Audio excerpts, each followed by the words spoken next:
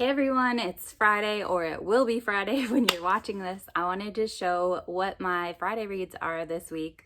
So basically I need to get through a lot so that I'm ready to start fresh in Victober.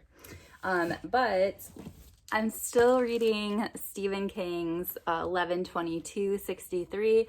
I'm absolutely loving it. I'm just so busy. So I'm on page 180. I've been reading this for like 2 weeks now. I will get through it because, like I said, I'm loving it. I just work.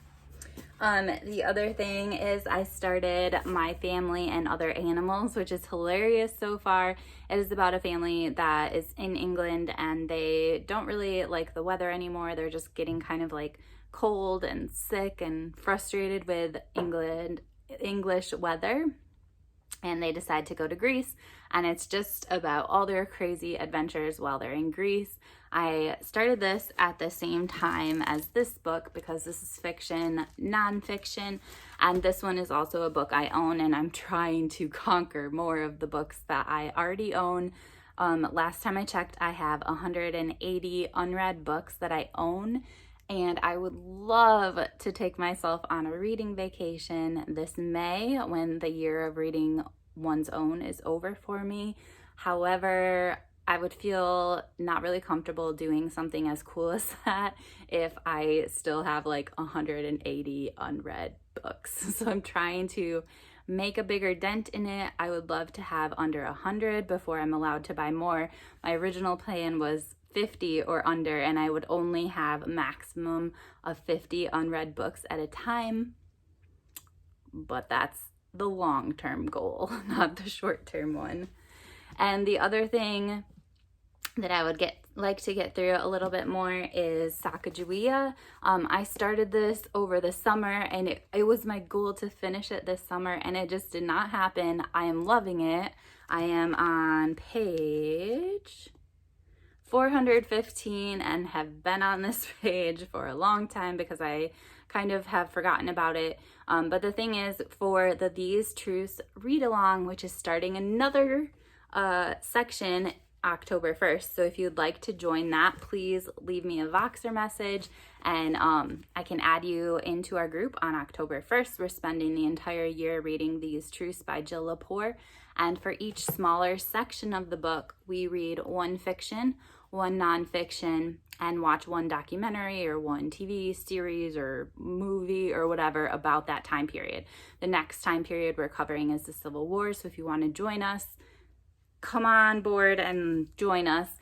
But this one covers like the beginning of the first time period that we studied, and the Lewis and Clark adventures kind of carry into the second part that we're going to be starting in October. So if I can finish this, it would kind of cover 2 time periods, although of course I would like to read more fiction rather than just reading one and double counting it for both time periods. But as I mentioned before in another video, this is my mom's favorite book of all time, and that's why I've always wanted to get through it. My other copy that belonged to her actually was broken into 2 sections because this book is so big, and one time I was reading it upstairs in her house and she doesn't like clutter, and I left it upstairs. And so she said like, "Here, Karen," or something, and I was at the bottom of the stairs in the basement and she tossed it to me so that I could have it in my room downstairs, and I didn't catch it because I'm not very good at things that involve balls or catching things, and the book fell and broke in 2. So when I planned to read it this summer, she's like, "You cannot read a book that's in 2 pieces," and she bought me a beautiful new one, but I have to read it. So those are the things that I'm hoping to make some progress on this weekend. It would be amazing if I could finish both of these and just get a bit farther on this one. So that's what I'm reading this weekend, but I also have an unboxing. I kind of accidentally like almost started opening it and I was like, no, I have to wait. So once a month I get a book from Parnassus Bookstore in Nashville, Tennessee, and it is always signed, and they pick the most incredible books. Like this year I was thinking a lot about Black Lives Matter, and when I look over the books that we've gotten so far this year, I believe we get one a month. So, you know, we're pretty far into the year. I want to say we've only had one by a white person. I would have to go back and check, but anyway, let's open this one and see what it is.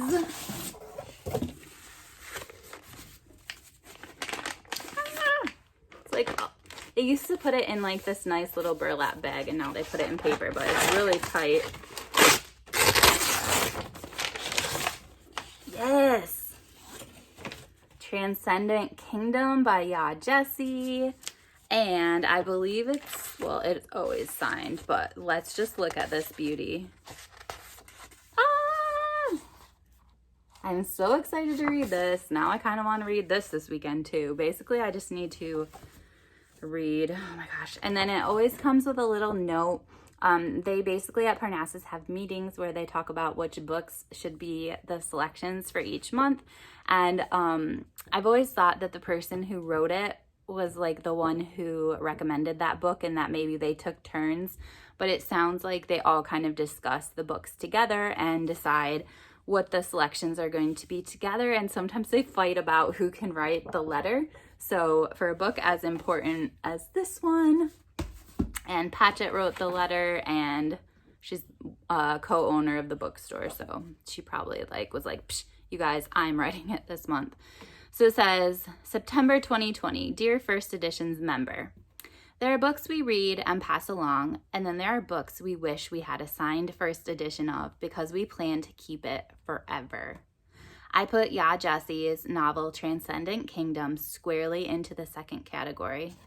This is the story of Gifty, the most perfectly named character I can think of, born in Ghana and raised in an evangelical family in Huntsville, Alabama. She moves forward into, sorry, that's my cat. She moves forward into a life of science. The heart of the story exists at the intersection of her faith and knowledge, the past and present, as she struggles to make sense of why life happened the way it did. Every sentence feels like a gift. I kept stopping to write things down, single ideas I wanted to think about more deeply, but soon I realized that I was more or less copying the entire book. I will instead go back and read it again and again. I cried at the end, something I pretty much never do. I cried because the book was just so perfect. It's a gift. I hope you enjoy it as much as I did. Yours, Ann Patchett. So here's the thing. Ya Jessie is an absolutely amazing, brilliant human. I really liked where the idea for her first book came from, and in the interviews where she was talking about how she got the idea walking in, touring this castle and going to like the dungeons beneath the castle. And so I just like her in general, but this book, like the actual content of it, the plot, how it's talking about the intersection between science and religion, that is a topic that I'm particularly interested in. And oh my gosh, I'm so excited to read this, you guys. Okay, so now that we did Friday reads and the unboxing, I hope you guys have an amazing weekend.